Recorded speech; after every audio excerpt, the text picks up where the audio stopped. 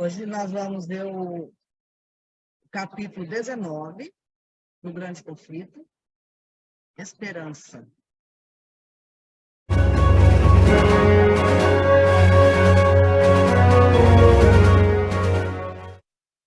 Olá, tudo bem com você? Estamos dando continuidade aqui ao estudo do livro O Grande Conflito. Esta aqui é a edição missionária, que vamos distribuir aos milhões, talvez bilhões em todo o planeta, dentro de poucas semanas. Você está se preparando para isso? Já tem orado pelas pessoas que vão receber essa mensagem, esse livro? Tem lido também o livro para estar preparado para responder perguntas, para falar sobre essa literatura com as pessoas e para, especialmente, ser enriquecido por essa leitura? Eu já estou lendo esse livro aqui, não lembro por quantas vezes, agora estou lendo mais uma vez essa edição aqui, uma edição que foi preparada especialmente para o grande público, com um novo subtítulo, uma saga milenar e seu final surpreendente, uma nova apresentação, uma nova capa, uma linguagem, o português foi atualizado, enfim, está num formato ideal para as pessoas lerem, serem atraídas para a leitura, e oramos para que o Espírito Santo opere muitos milagres por meio deste livro, que já tem mais de 100 anos, e nesse longo tempo de história editorial tem realmente feito diferença na vida das pessoas. Só para você ter uma ideia, só para relembrar, né, já mencionei isso, o primeiro converso ao adventismo no Brasil, Guilherme, melhor dizendo, o primeiro batizado, né, aqui no Brasil, o primeiro adventista batizado no Brasil, Guilherme Stein Jr., o batismo dele foi em 1895, no Rio Piracicaba, foi convertido para Deus, para Jesus, para a Bíblia, graças à leitura da mensagem deste livro. Então, se esse livro fez isso com o primeiro converso, o primeiro batizado, adventista no Brasil, com certeza vai continuar fazendo essa mesma obra, porque é um livro bíblico, um livro que encaminha as pessoas para a Bíblia, e a Bíblia é que transforma a vida das pessoas, não é verdade? Então, conheça essa mensagem, estude e esteja pronto aí para se unir ao exército que irá às ruas, aos comércios, às casas, entregar como um presente este livro aqui, O Grande Conflito, ok? O capítulo de hoje é o 19, se você perdeu algum deles, é só acessar aí a playlist em meu canal, Grande Conflito, O Grande Conflito, série O Grande Conflito, e você terá acesso aos vídeos anteriores. Aproveite e já se inscreva no canal, se não fez isso ainda, compartilhe os conteúdos que estão aí à disposição, acione o sininho também aí no YouTube para você receber as notificações de novos vídeos, tá bom?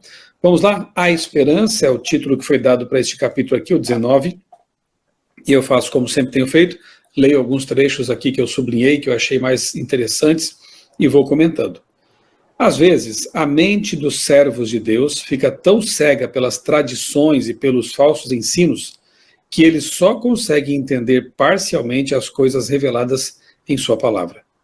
Mesmo quando o Salvador estava com os discípulos, eles acreditavam no conceito popular de que o Messias seria um príncipe terreno que exaltaria Israel e o transformaria em um império universal. Não conseguiam compreender as palavras de Cristo que prediziam seu sofrimento e sua morte. Ela começa descrevendo aqui a decepção que os discípulos de Cristo tiveram, porque tinham idealizado o Messias. Como diz aqui, muitos deles pensavam que ele seria um libertador popular, talvez um revolucionário, como se diz hoje, alguém que expulsaria os romanos, os odiados romanos ali do território e restabeleceria o reino de Israel. Não era essa a missão de Jesus. A Bíblia, o Antigo Testamento, já tinham deixado bem claro que o reino de Cristo não é deste mundo. Lembra Daniel 2, daquela pedra que vem lá do céu, sem que mãos humanas estivessem intervindo ali, veio do céu uma intervenção divina, aquela pedra se torna um grande monte que enche toda a terra. É o reino de Deus que vem do alto, não vem por esforço humano. Então a ideia de que Jesus seria um revolucionário, alguém que iria estabelecer um reino político, era totalmente equivocada. E isso levou à decepção dos discípulos, porque esse Messias aguardado, Sim, ele fazia milagres, ele curava, ele ensinava como ninguém, tinha autoridade.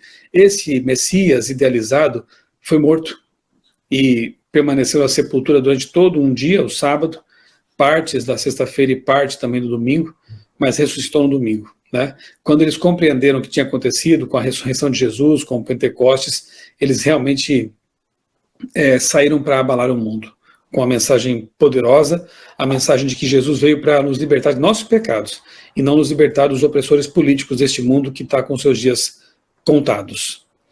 Daniel 9:25, portanto, eles estudaram, assim, aqui ela faz também um paralelo entre a decepção de 1844, sobre a qual já estudamos aqui também, porque o livro apresenta esse assunto, e a decepção ou desapontamento na cruz. E ambos estavam baseados também no mesmo livro, Daniel, especificamente Daniel capítulo 9, ali onde o anjo Gabriel traz a explicação da profecia das 2.300 tardes e manhãs de Daniel capítulo 8, especificamente o verso 14. Então, tanto o desapontamento da cruz quanto de 1844, tem seu fundamento ali, seus estudos baseados grandemente em Daniel capítulo 9. Então ela diz aqui que, embora a proclamação deles estivesse baseada em Daniel capítulo 9, 25, não viam no versículo seguinte que o ungido seria morto. Porque se você ler com atenção ali Daniel 9, 25, você percebe que, ao falar do ungido, do príncipe, Jesus, obviamente, é dito que na metade da semana profética ele seria morto, cortado, hatak no hebraico, né? Então ele seria sacrificado. Seria morto, fixaram o coração na glória de um império terreno. E isso cegou o seu entendimento, como tem cegado de muita gente hoje também. Muitas pessoas, tanto à direita quanto à esquerda do espectro político, aqueles que se dizem cristãos, estão ficando cegos por uma religião política que pensa só em estabelecer um reino aqui na Terra, quer seja pelas ideias do dominionismo cristão, do nacionalismo cristão ou do progressismo cristão. Para Satanás tanto faz, porque os extremos desses dois lados aí pensam de modo muito parecido, como na teoria da ferradura lá, né? Eles se assemelham no sentido de que acham que o reino de Deus poderá ser implantado na Terra pelo esforço humano, um reino de paz ou coisa parecida. E nós sabemos biblicamente que isso é uma impossibilidade. O mundo irá de mal a pior e somente temos esperança porque Jesus prometeu que ele vai voltar com glória e majestade com seus anjos e vai intervir na história deste mundo. No exato momento em que esperavam ver seu Senhor subir ao trono de Davi, eles testemunharam sua prisão, seus açoites, sua zombaria, condenação e crucifixão. Que desespero e angústia oprimiram o coração daqueles discípulos. Dá só para a gente imaginar como deve ter sido terrível para eles mesmos, né? Entretanto, Deus não os abandonara, como estava profetizado em Miqueias capítulo 7, Salmo 112, Deus estava com eles, embora eles tenham passado por essa experiência amarga. Outro parágrafo muito significativo aqui na página 149 diz assim: a proclamação feita pelos discípulos estava correta, o tempo é chegado, o reino de Deus está próximo.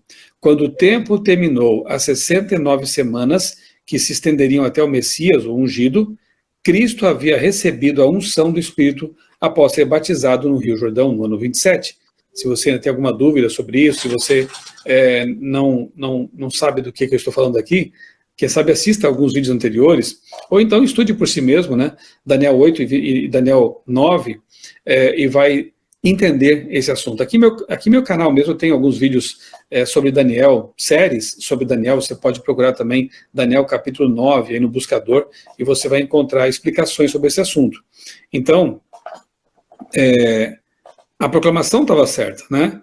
Quando o tempo terminou, Cristo havia recebido a unção do Espírito após ser batizado por João, lá no Rio Jordão.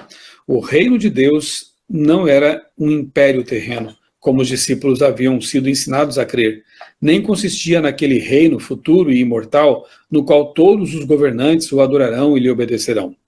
A expressão reino de Deus se refere tanto ao reino da graça quanto ao reino da glória. Esse é um conceito teológico bem interessante. O reino da graça, que já era presente ali com Jesus, naquele tempo mesmo, e o reino da glória que virá quando Jesus vier segunda vez. O apóstolo diz: assim aproximemo-nos do trono da graça com toda a confiança, a fim de recebermos misericórdia e encontrarmos graça. Hebreus 4,16. A existência de um trono subentende a existência de um reino. Cristo usa a expressão reino dos céus para designar a obra de graça no coração humano. Assim, o trono da glória representa o reino de glória. Mateus 25, 31 e 32. Esse reino ainda é futuro, só será fundado após a segunda vinda de Cristo. Então, o reino da graça, ele já está aqui entre nós. Ele pode existir em nosso coração quando aceitamos Jesus e seu oferecimento de graça, de salvação. E assim estamos nos preparando, nos habilitando para um dia estar presentes no reino da glória que virá com a volta de Jesus, ok? Por isso, o já e o não agora, né? O reino já estava entre eles, mas ainda não estava entre eles. É uma tensão dinâmica aí na Bíblia. Para entender, então, é preciso compreender esse aspecto aqui que Ellen White traz, de reino da graça, já, agora, e reino da glória, não ainda, num futuro que esperamos seja breve. Página 150. Após a ressurreição, Jesus apareceu aos discípulos no caminho para Emaús e explicou-lhes o que constava a respeito dele em todas as Escrituras. Aqui eu já destaco também um detalhe que para mim é muito significativo. Todas as Escrituras. Para Jesus, a Bíblia toda é a palavra de Deus. Jesus não faz diferenciação entre um livro ou outro, uma parte ou outra, como alguns hoje em dia tentam fazer convenientemente, geralmente omitindo partes da Bíblia que lhes condenam os pecados. Então, para Jesus, toda a Escritura é a palavra de Deus e o que está de acordo com o apóstolo Paulo, que, inspirado por Deus, escreveu lá a Timóteo, dizendo que toda a Escritura é divinamente inspirada e útil. Então, nós cremos assim, a Bíblia de capa a capa, como Jesus também cria e ensinava, né? Então, explicou-lhes o que a respeito dele mesmo estava em todas as Escrituras. Ele queria alicerçar a fé deles na palavra profética confirmada, 2 Pedro 1,19. Não só por meio de seu testemunho pessoal, mas também pelas profecias do Antigo Testamento. E como primeiro passo para lhes dar esse conhecimento, Jesus direcionou a atenção dos discípulos para Moisés e todos os profetas do Antigo Testamento. Então aqui Ellen White vai fazendo os paralelos entre um desapontamento antigo da cruz e um desapontamento mais recente, o de 1844. Há semelhanças muito grandes entre os dois. Passaram pela provação mais profunda possível para eles e viram como a palavra de Deus havia se cumprido de maneira triunfante. Depois disso, o que poderia abalar a sua fé? Em sua mais profunda tristeza, foram firmemente encorajados e encontraram uma esperança que era como âncora da alma, firme e segura. Aí sim, né? Antes da sua ascensão, Jesus instruiu os discípulos então da seguinte forma: depois que eles compreenderam tudo o que havia acontecido, louvaram a Deus porque Jesus estava vivo. Então, o que mais eles temeriam agora nesse mundo, né? O Redentor deles era Deus em pessoa. Morreu e ressuscitou. Então, a ressurreição tem um papel central nessa história, né? No início do cristianismo, porque ela mostra aos discípulos que eles podiam crer, e mesmo que eles mesmos eventualmente viessem a morrer, como muitos deles morreram martirizados, isso não importaria, porque Jesus é o Senhor da vida. Ele traz os mortos à vida, ele ressuscita aqueles que creram em seu nome, em seu poder, em sua graça. Então, antes de subir para o céu, ele deu a seguinte ordem aos discípulos: vão pelo mundo todo e preguem o evangelho a todas as pessoas. Marcos 16:15. Acrescentando: e eu estarei com vocês, sempre com vocês. Que promessa maravilhosa, né? Mateus 28, verso 20. No dia do Pentecostes, o Consolador prometido veio, o Espírito Santo, e o coração dos fiéis vibrou com a presença vívida do Senhor, que havia ascendido ao céu. Aquele texto maravilhoso em que Jesus está ali ascendendo ao céu, subindo para o céu, e então ele envia 2 anjos para consolar os discípulos, né? Varões galileus, porque estão olhando para o céu, esse mesmo Jesus voltará do modo como vocês o viram subir. E lá em João 15, Jesus também já havia prometido: eu lhes darei e enviarei um outro consolador. Outro, porque não era ele mesmo, ele estava indo para o céu. Mas ele deixou aqui na terra outro consolador, uma pessoa tão divina e tão bondosa e pessoal quanto ele mesmo. A Ellen White, né, no livro Evangelismo e outros livros mais, chama a Trindade Celeste de 3 pessoas do trio celestial. Three persons of the Godhead, as 3 pessoas da divindade. Então é muito claro o fato de que são 3, o batismo mesmo, né, deixa isso claro, em nome do Pai, do Filho e do Espírito Santo. No livro Desejado às Nações, Ellen White diz que essas palavras foram proferidas pelos lábios de Cristo. Então, esse texto é inspirado, né? Ele foi dito por Jesus. Além de ser transcrito por um autor inspirado, João, Mateus, ele também foi dito por Jesus. Então, é mais do que inspirado, na verdade. Em nome do Pai, do Filho e do Espírito Santo. Ao Jesus assumir sua função no santuário celestial, claro que sem ter perdido qualquer prerrogativa divina, ele continuou sendo onisciente, onipresente, onipotente, mas ele deixa aqui na terra o seu representante, aquele que passa a ser agora o Consolador, uma vez que Jesus também já estava sendo o Consolador aqui na terra dos discípulos, né, do seu povo. Ele deixa então um outro Consolador, com a mesma divindade, com a mesma personalidade, Deus também, o Espírito Santo. E aí os discípulos se alegram com a presença desse ser divino entre eles, os confortando, os orientando. Quando você lê o livro de Atos dos Apóstolos, você percebe que, na verdade, o título deveria ser outro, Atos do Espírito Santo, porque o tempo todo o Espírito Santo é o protagonista ali no livro. E ele guia, ele orienta, ele ordena, ele capacita, enfim, ele faz muitas coisas próprias de uma pessoa mesmo, né, uma pessoa divina. Ele se entristece, ele se alegra, coisas próprias de uma pessoa. Muito bem. O desapontamento. A experiência dos discípulos na primeira vinda de Cristo encontra uma contraparte na experiência daqueles que anunciaram a segunda vinda de Cristo. Então, eu repito, né, aqui Ellen White fazendo esse paralelo entre a primeira vinda e a segunda vinda, aquele povo que passou pelo desapontamento da cruz e o povo que passou pelo desapontamento de 1844, ambos tendo como base teológica também o livro de Daniel. Assim como os discípulos pregaram, o tempo é chegado, o reino de Deus está próximo, Guilherme Miller, lembra dele? E seus companheiros proclamaram que o último período profético da Bíblia estava prestes a terminar, que o juízo logo aconteceria e que o reino eterno seria fundado depressa. A pregação dos discípulos acerca do tempo era baseada nas 70 semanas de Daniel 9. A mensagem de Miller e seus companheiros anunciava o fim das 2.300 tardes e manhãs de Daniel 8,14, das quais as 70 semanas faziam parte. A pregação de ambas, né, o pessoal da cruz e o pessoal de 1844, a pregação de ambos os grupos era baseada em uma parte diferente do mesmo período profético. Impressionante isso, né? Daniel 8 e 9.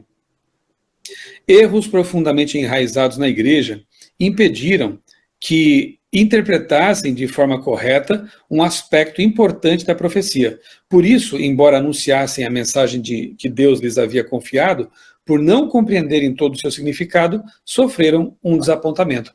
Interessante isso também, porque assim como os discípulos, os primeiros discípulos lá atrás, se desapontaram, passaram pelo desapontamento por falta de uma compreensão mais clara da Bíblia, porque tinham idealizado o Messias, o reino, aqui também no século XIX, essas pessoas passaram por um terrível desapontamento, porque haviam também compreendido equivocadamente alguns aspectos da profecia, não o cumprimento do prazo, do tempo em si, mas o que aconteceria naquele momento. Para eles, a terra era o santuário, era a compreensão comum naquele tempo.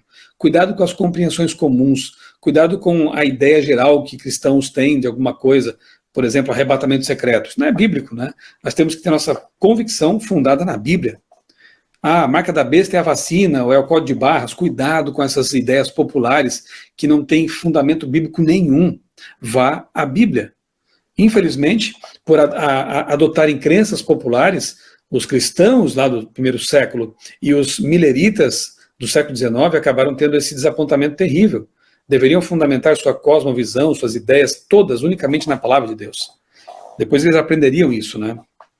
E por acharem que a terra era o santuário, pensavam que quando Jesus fosse purificar o santuário, então ele estaria voltando à terra e a destruindo com fogo para recriá-la. Era uma compreensão, né, baseada numa ideia humana. Na verdade, posteriormente, Hiram Edson e outros pioneiros estudando a Bíblia melhor tiveram essa compreensão de que o que aconteceu em 1844, 22 de outubro, na verdade foi a passagem de Cristo do lugar santo para o lugar santíssimo, do santuário celestial, iniciando então o juízo pré-advento, o juízo investigativo lá no santuário. Aqueles que proclamaram essa advertência deram a mensagem correta no tempo certo. Assim como os discípulos estavam equivocados quanto ao reino que seria fundado ao fim das 70 semanas, os adventistas, mileritas, erraram quanto ao acontecimento que ocorria no fim das 2.300 tardes e manhãs. Nos dois casos, erros populares cegaram a mente à verdade. Ambos os grupos cumpriram a vontade de Deus ao entregar a mensagem que ele havia concedido, e ambos sofreram um desapontamento por não compreenderem totalmente a mensagem. Em seu plano, a mensagem, plano de Deus, no plano de Deus, a mensagem seria uma prova para purificar a igreja. Então, na verdade, o próprio desapontamento em ambos os casos serviu também para peneirar, purificar a igreja. Aquelas multidões que seguiam Jesus por causa do pão que ele dava de graça, por causa das curas, a maior parte dessas pessoas acabou debandando. Sumiu.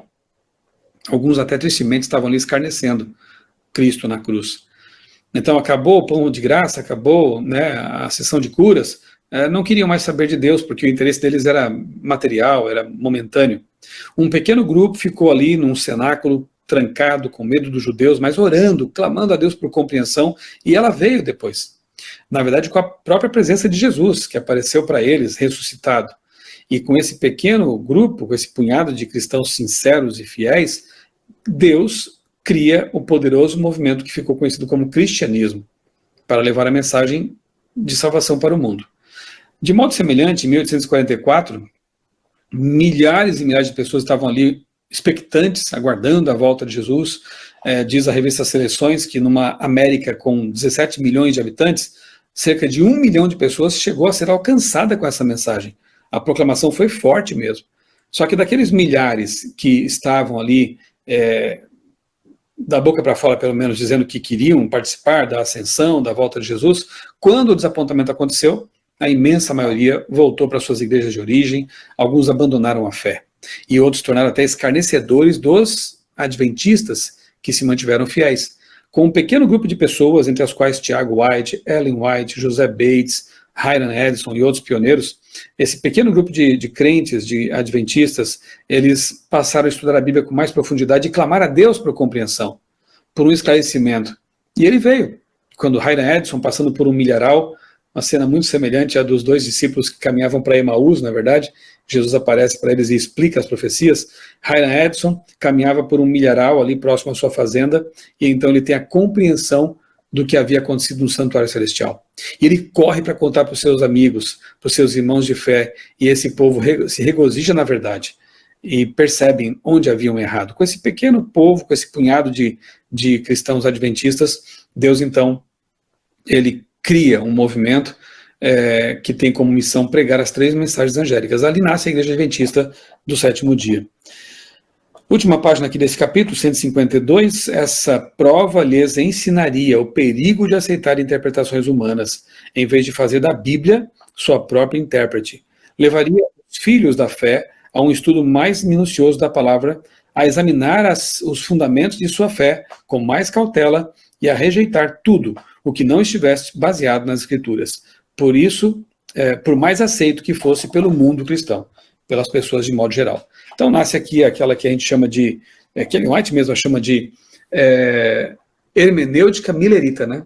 Que é estudar a Bíblia, permitir que ela explique a si mesma e, repito, fundamentar sua visão somente com base na palavra de Deus, na Bíblia Sagrada, dispensando ideias populares que frequentemente estão em desacordo com a Bíblia.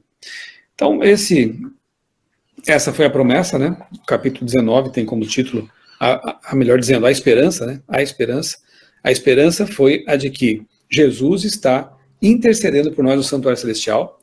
Jesus não abandonou seu povo, mesmo tendo passado por desapontamentos no passado, não causados por Deus, mas pela má compreensão desse povo, mas mesmo assim Deus estava com eles, e usou, como é frequente, né? Deus muitas vezes usa as coisas ruins deste mundo, as tragédias que nos acontecem, os dissabores da vida, para nos aprimorar o caráter, para nos educar, para nos preparar para a sua vinda. Então ele também usou esses desapontamentos para aprimorar o caráter dos fiéis, para ensinar-lhes lições espirituais e para promover um peneiramento mesmo, para que somente aqueles que tinham realmente vontade de servir a Deus de todo o coração e proclamar essa mensagem, pudessem ficar ali com esse povo, o povo de Deus, com a igreja de Deus. Que esse capítulo nos ajude realmente a entender nossa missão e perceber que estamos caminhando nessa mesma trilha, nesse mesmo percurso, rumo à Canaã celestial. Enquanto Jesus não vem, proclamemos a verdade que salva e liberta. Um grande abraço para você, Deus abençoe grandemente a sua vida e também a sua família. Oremos. Senhor Deus, muito obrigado, Deus, por essa tão linda palavra, para que a gente fique atento, espertos, como sentinelas, Senhor, porque logo o Senhor virá. Abençoa cada um de nós e que possamos ter um dia hoje consagrado no Espírito Santo, em nome de Jesus. Amém. Amém.